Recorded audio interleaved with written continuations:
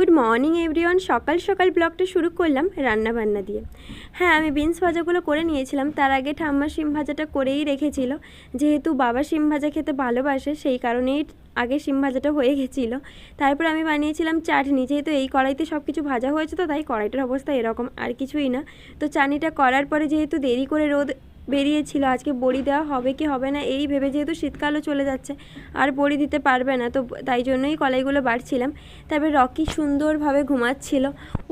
ওদের মধ্যে যে নিষ্পাপ ভালোবাসাটা থাকে কি বলবো। যাই হোক, ও ঘুমোচ্ছিল, আমি তাই জন্য ভিডিও করছিলাম।